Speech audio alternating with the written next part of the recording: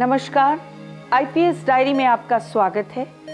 मैं कविता चौधरी एक बार फिर हाजिर हूँ आपके सामने। बेटा, मुझे नहीं मालूम कि तू मुझसे इतना गुस्सा क्यों रहती है। ये प्रकाश है, आज हमने शादी कर ली। पापा को कहो ना अपना गुस्सा थूक दे। प्रकाश कोई ऐरे गहरे घर का लड़का थोड़ी है। मेरा बाबूजी से बहुत झगड़ा हुआ, उन्होंने हम दोनों को घर से निकाल दिया। पापा जी, जब तक कोई इंतजाम नहीं होता तब तक इस घर में रह सकते हो। इसे भी लेके निकले यहाँ से। कहाँ जाए आप? कहीं नहीं जाएंगे, ये मेरा भी घर है। मैं हार गया अभी।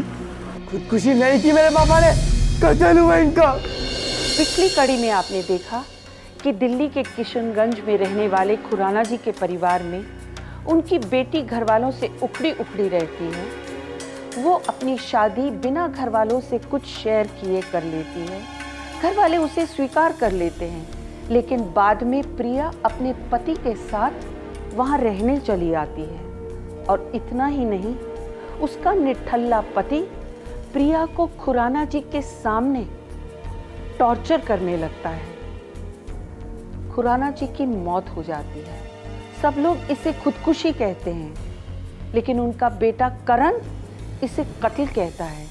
आइए देखें, क्या ये कत्ल था या खुदकुशी।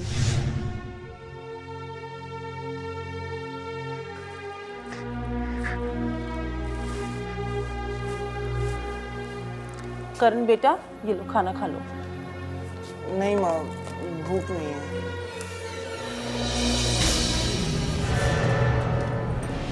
बाप की लाश तक नहीं जलने दी, अभी तक मर्चरी में पड़ी हुई। भूख कहाँ से लगेगी? तुम्हें क्या? तुम अपना काम करो। मम्मी जी, इसको समझा लीजिए कि अपना दिमाग ठिकाने लाए, ताकि हम हॉस्टल जाके लाश लाके जला सके। ना इस पागल की वजह से हम लोग कब तक परेशान होते रहेंगे।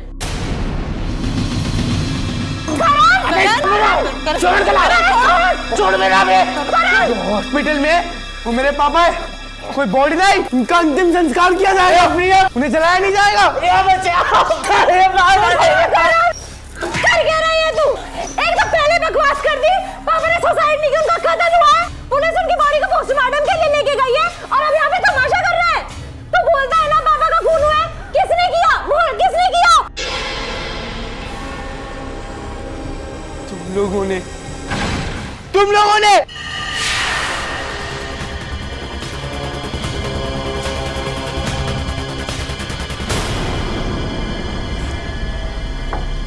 करण भाई, तैने ये बयान दिया है कि तेरे पापा ने खुदकुशी ना की, उनका कत्ल हुआ है। मैं भाई तेरे से पूछ रहा हूं मैं, तूने ये बयान दिया है कि तेरे पापा ने खुदकुशी ना की, उनका कत्ल हुआ है? हाँ। बयान नोट करो इसका। अरे किसने मारा तेरे पापा को? उन्होंने मार दिया मेरे पापा को। अरे उन्होंने किन्होंने? नाम तो बता भाई। वही सर, जो जबरदस्ती हमारे घर घुस आए हैं। अरे कौन घुसा है तेरे घर? कौन है वो लोग? मेरी दीदी और मेरे जीजा। मार दिया मेरे पापा को, मार दिया।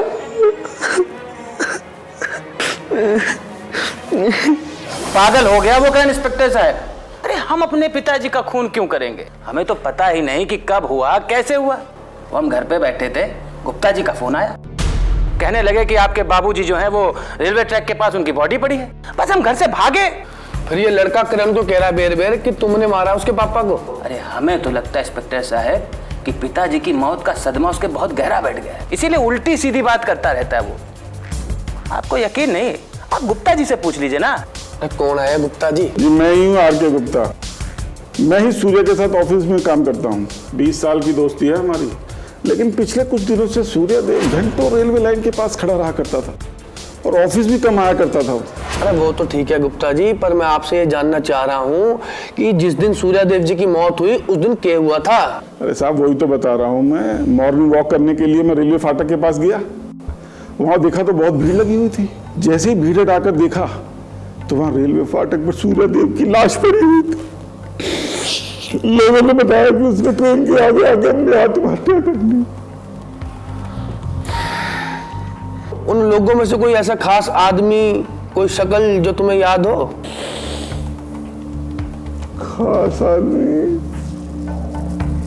हाँ, एक पागल सा शराबी आदमी वहाँ रेलवे लाइन पे घूमा करता था और सूर्यदेव की उससे दोस्ती भी हो गई थी और वो अक्सर बैठकर वहाँ उसके साथ शराब पिया करता था। अरे हवलदार, तुम 2 कांस्टेबल लेके जाओ और अभी पता करो शराबी के बारे में। जाओ। अच्छा गुप्ता जी, एक बात बताओ आप कि ये सूर्यदेव जी के उनके दामाद और उनकी बेटी के साथ कैसे संबंध थे? उन्हीं की वजह से ही तो परेशान था सूर्या। बेटी ने अपनी मर्जी से शादी कर ली थी और उसका जवाई सामान लेके उसकी बेटी के साथ उसी के घर पे रहने के लिए आ गया। बस फिर क्या, दिन रात उसी के सामने झगड़ा करता था, मारा पीटी करता था। बस इसी कारण से परेशान था सूर्या। परेशान तो इस करण ने कर रखा है सबको।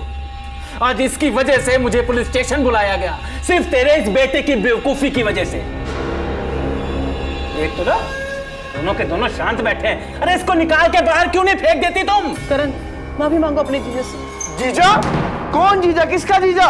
ये मेरा जीजा नहीं है। लो जी, अब तो इन्होंने नई बात शुरू कर दी। मैं इनका जीजा नहीं। प्रिय बेटा, देखो बाहर कौन है।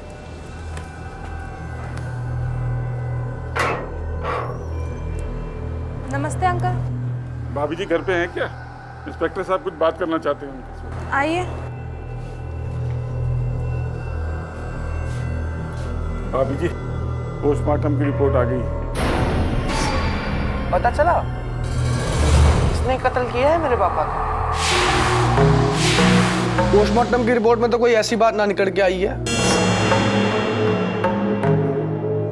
हाँ, एक बात जरूर है कि उनकी मौत के वक्त उनकी बॉडी में अल्कोहल की मात्रा बहुत ज्यादा थी। मतलब उन्होंने शराब बहुत ज्यादा पी रखी थी। यानी कि ज्यादा शराब पीने की वजह से वो ट्रेन के सामने आ गए। गुप्ता जी। भाभी जी, इंस्पेक्टर साहब आपके साथ अकेले में 2 मिनट बात करना चाहते हैं।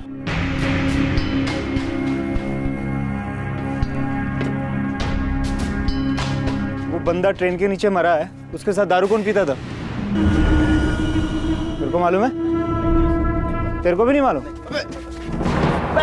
कहाँ जा? बाबूजी बाद में बताएंगे, पहले चल चल।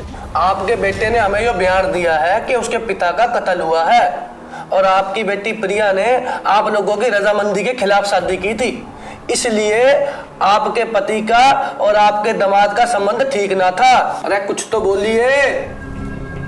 देखिए, प्रिया ने उनकी मर्जी के खिलाफ जाके शादी जरूर की थी, पर धीरे धीरे सब ठीक हो गया था। प्रिया घर में रहने भी आ गई थी, सब कुछ ठीक चल रहा था। पता नहीं ऐसा क्यों हो गया। आपका दामाद करता क्या है? अरे मैं आपसे पूछ रहा हूँ कि आपका दामाद काम धंधा क्या करे है? फिलहाल तो फ्री है, काम की तलाश कर रहा है। समझ गया। वैसे तो पापा पीते नहीं थे, पर मुझे लगता है उनकी संगत गलत लोगों से हो गई थी, इसीलिए उन्होंने पीनी स्टार्ट कर दी। अच्छा, आपके पापा का आपके साथ या आपके पति के साथ कोई झगड़ा? मेरा मतलब वो आपकी शादी से खुश तो थे? नहीं, पहले तो प्रॉब्लम्स थी, पर अभी धीरे धीरे सब कुछ सेटल हो ही रहा था। अच्छा, आपने बताया कि आपके पापा पहले शराब न पीते थे, फिर अचानक ऐसी क्या बात हो गई कि उन्होंने शराब पीनी शुरू कर दी? मैंने बताया ना, उनकी संगत गलत लोगों से हो गई थी। घर में तो कोई नहीं पीता। हमारे घर में कभी कोई पीता नहीं था। पापा ने पीनी शुरू करी तो दीदी की वजह से। पहले तो वो अपने पति को लेके घर में घुस गई और फिर उनके वो रोज के झगड़े। प्रकाश तो दीदी पर हाथ भी उठाता था। बस इसी की वजह से पापा थोड़ा परेशान रहते थे। और तेरे पापा ने पीनी शुरू कर दी? जी सर। अच्छा, एक बात बता मन्ने कि तेरे पापा का कभी तेरे जीजा के संग में झगड़ा हुआ था भाई इस बात को लेके कि तेरा जीजा तेरी बहन ने पीटा करे? सर, वो बेचारे तो कुछ कहते ही नहीं थे, और अगर वो कभी कुछ कहते भी थे ना तो जीजा दीदी को कमरे में ले जाकर खूब पीटता था। अरे बकवास कर रहा है करण इंस्पेक्टर साहब हैं? मैं जब से इस घर में आया हूँ साला मुझ पे खुन्नस लगा के बैठा है। अब एक बात बताइए, किन मियाँ बीवी के बीच में झगड़ा नहीं होता? अब जहाँ 4 बर्तन होंगे खनक तो होगी ना। अब आपकी शादी हो गई तो मतलब भाभी जी से तो आपकी कुछ हो ही जाती होगी। अबे तू मेरी रहर दे और अपनी लाइफ की स्टोरी बता। अपनी बीबी पे हाथ उठाया करे थे ना तू, जिसकी वजह से तेरे ससुर जी परेशान थे। देखिए सर, प्रकाश ने बताया हमारा झगड़ा होता था। अब इनका भी कामकाज नहीं है तो थोड़े परेशान रहते हैं और प्रेशर भी है, घर ढूंढना है, काम ढूंढना है, पर ये हमारा पर्सनल मैटर है, मैं सब हैंडल कर रही हूँ। अब इसका ये तो मतलब नहीं कि हमने पापा का मर्डर किया है। इसका मतलब यहाँ तो तुम्हारा भाई झूठ बोल रहा है या वो पागल हो गया? इंस्पेक्टर साहब वो पागल ही हो गया है। इंस्पेक्टर साहब वो झूठ बोल रहा है। क्यों भाई? प्रकाश ने बताया ना, वो स्टार्टिंग से ही इन्हें पसंद नहीं करता, बस इन्हें फंसाने के लिए ना झूठ बोल रहा है। अरे हाँ भाई बोल, क्या बात? उसने वहीं बिठा के रखो, मैं बाहर हूँ। ठीक। देखो भाई, अब तो मैं जा रहा हूँ, लेकिन तुम दोनों की जरूरत पड़ी तो तुम्हें थाने में बुलाऊंगा, ठीक है?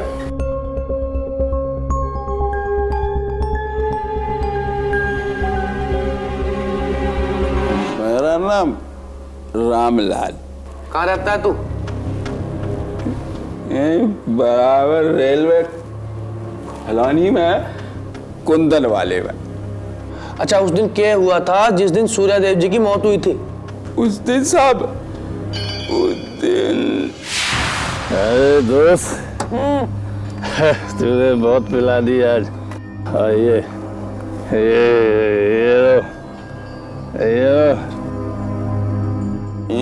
ये रखो। क्या हुआ बाबूजी? क्या और ना क्या हो? अरे नहीं नहीं नहीं नहीं, अरे तेरे साथ ये पैक मेरी जिंदगी का आखिरी पैक है तुम्हारे साथ। क्यों? क्योंकि तू मेरा सच्चा दोस्त है।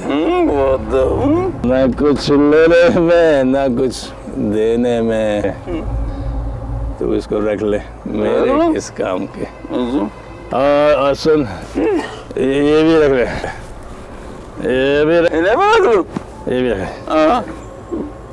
मुझे याद करेगा ना? वो तो करता हूँ बाबूजी। ठीक है दोस्त, सब अलविदा। बाबूजी, बाबूजी, बाबूजी।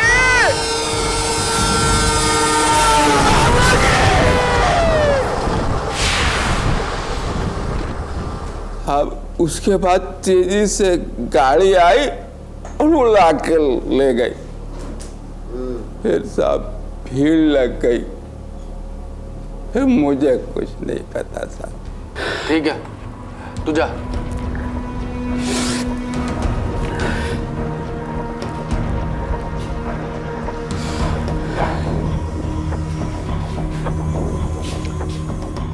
ये सही कह रहा है जनाब। मैंने वहां पर कुछ लोगों से पूछा था, वो भी यही बात कह रहे थे। फिर ये करण क्यों कह रहा है कि उसके पापा का कत्ल हुआ? देख भाई, तेरे से आखिरी बार पूछ रहा हूँ, जो तेरे पास कोई ठोस सबूत है तो बता दे कि तेरे पापा का कत्ल हुआ, तभी हम ये कार्रवाई आगे बढ़ा पाएंगे। जितने भी सबूत हमने इकट्ठा किए हैं उसके मुताबिक तेरे पापा ने खुदकुशी की है। करण बेटा, क्यों बेकार की जिद कर रहे हो? अभी तुम्हारे पापा का अंतिम संस्कार भी नहीं हुआ। और करूंगा भी नहीं। जब तक मेरे पापा के कातिल नहीं पकड़े जाते मैं करूंगा भी नहीं। अरे कौन है तेरे पापा के कातिल है? क्या दिमाग खराब करके रखा है? नाम बता उनका।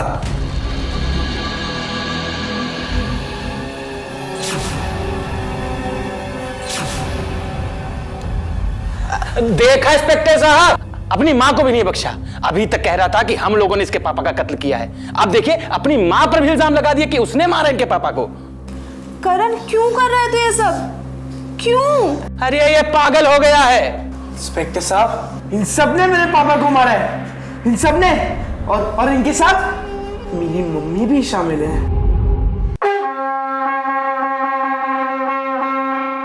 इन सब ने मेरे पापा को मारा है, इन सब ने। और इनके साथ मेरी मम्मी भी शामिल है। अरे इंस्पेक्टर साहब, अभी भी आपको यकीन नहीं हुआ कि ये पागल हो गया है? कब गिरफ्तार करोगे इसे, जब ये आप पर भी इल्जाम लगा देगा कि आपने इसके पिता का कत्ल किया है? हवलदार, लेके जाओ इसे। चल लेके साहब, मैं बता रहा हूं आपको, छोड़िएगा नहीं इन्हें। ये सब मेरे पापा के कातिल है, ये सब। किसी का कत्ल करना क्राइम है, खुद को मारना क्राइम है, तो किसी को आत्महत्या करने पर मजबूर करना, यातनाएं देकर, ये भी क्राइम है। सेक्शन 306 के अंदर अबेटमेंट टू सुसाइड। इस केस में पुलिस इस लाइन पे वर्क करने से चूक गई थी।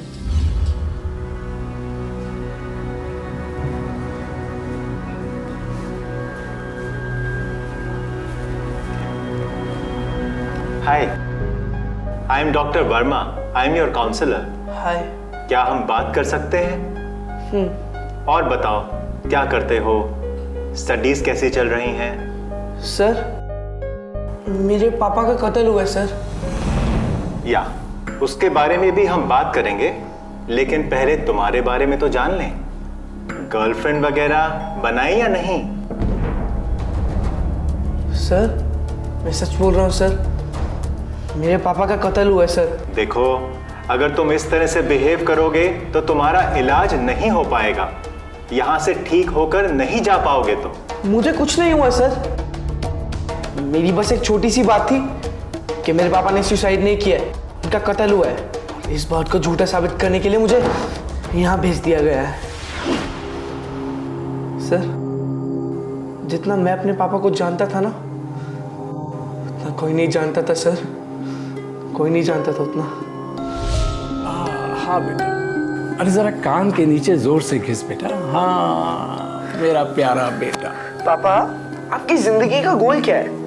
जैसे आप रोज सुबह ऑफिस जाते हो, शाम को आप वापस आते हो और फिर मैं आपकी चंपी करता हूँ। बेटा, इंसान अपनी जिंदगी का गोल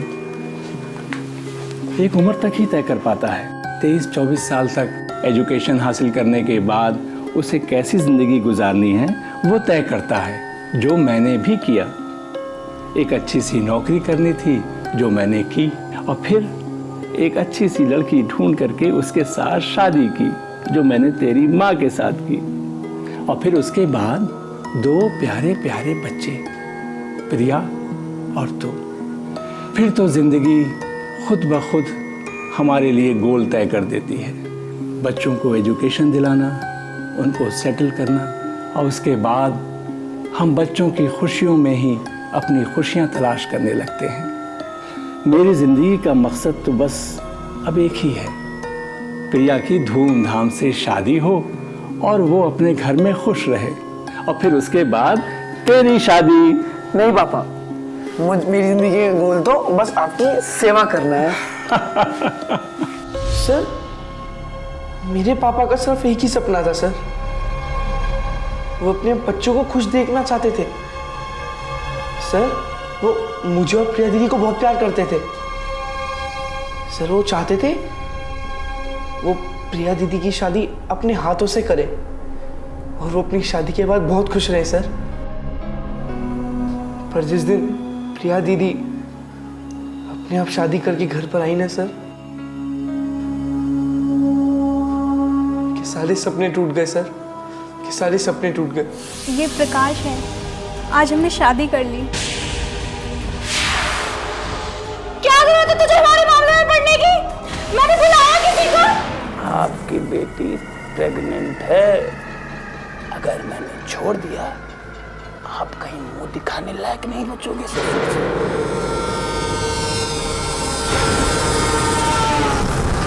एक दिन मैंने ट्रेन के आगे आकर अपनी जान दे दी। आप पुलिस को क्यों बोल रहे हो कि उनका मर्डर हुआ है? इसीलिए आप सबकी नजर में बीमार बने हुए हो। सर, सबने ये तो देखा कि मेरे पापा ने ट्रेन के आगे आके अपनी जान दे दी, लेकिन सर, किसी ने देखा कि उन्होंने ऐसा क्यों किया? सर, इतने हंसते खेलते इंसान थे वो, सर इतना प्यार करते थे हम दोनों से, सर क्यों करेंगे वो ऐसा? इतनी जिम्मेदारियां थी उन पे सर, कितने जिम्मेदार आदमी थे सर। एक बार सोचो सर, कितना मजबूर किया होगा उन्हें ये कदम उठाने के लिए। बट नो वन सर, कोई मेरी ये बात नहीं मानेगा। बट कुछ नहीं होता सर, मैं भी नहीं रुकूंगा, चाहे पूरी दुनिया मुझे पागल के ले सर। मैं अपने पापा के सुसाइड को मर्डर साबित करके रहूंगा सर, करके रहूंगा।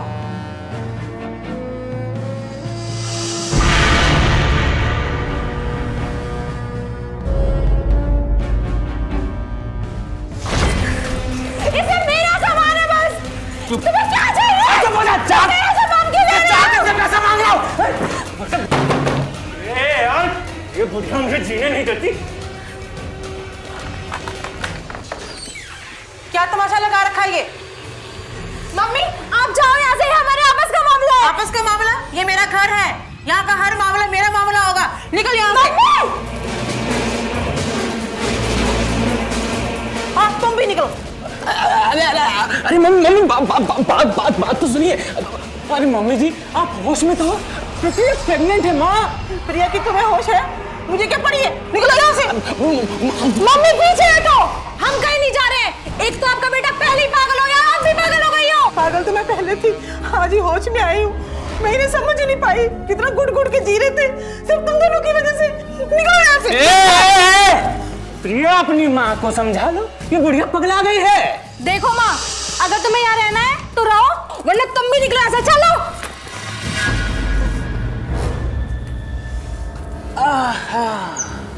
एक और नमूना आ गया है। अबे पागल, कब छूटा पागल खाने से है? ये मेरे पापा का घर है, अभी क्या भी निकला यहाँ से? डर गए। एक काम कर, अपनी माँ को लेकिन निकल ले तू यहाँ से मिनट से पहले। चल निकल। इंस्पेक्टर साहब आइए।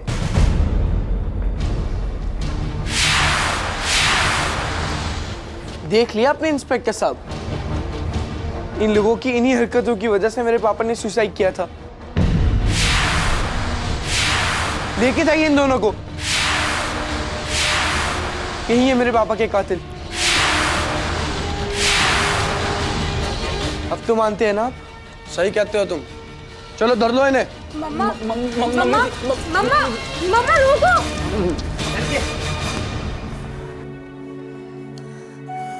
बेटा मुझे माफ कर दो, मैं तेरे पापा को नहीं समझ पाई, मैं भी उतनी गुनहगार हूँ, मुझे जाने दे। माँ, पापा को ना समझ के आपने गलती तो की, पर मुझे ना समझ के दूसरी गलती मत करो।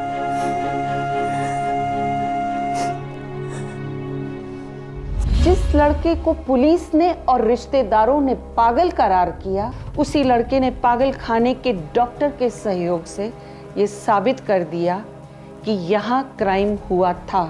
पुलिस ने इस केस पर फिर वर्क किया और जमाई राजा को डोमेस्टिक वायलेंस के साथ अबेटमेंट टू सुसाइड के लिए भी सजा मिली और खुराना जी की बेटी प्रिया को भी इसी धारा में सजा हुई। दोस्तों, जब किसी ने हमारी जी जान से सेवा की होती है और हम ऐसे ही शख्स को सताएं तो उस शख्स को बहुत चोट लगती है, जैसे कि हमारे माँ बाप को। कृपया अपने जीवन में आभार लाएं, शुक्राना, तो आप खुद बढ़ कर अपने माँ बाप की सेवा करने लगेंगे, जैसे कि करण करता है इस कहानी में। जागरूक रहें, देश जागरूक होगा तभी तो खुशहाल होगा। इस वादे के साथ कि अगले हफ्ते मैं कविता चौधरी फिर हाजिर होंगी अपनी डायरी से एक नई कहानी के साथ जो हमारे जीवन से जुड़ी होगी। मैं आपसे विदा लेती हूँ। जय हिंद।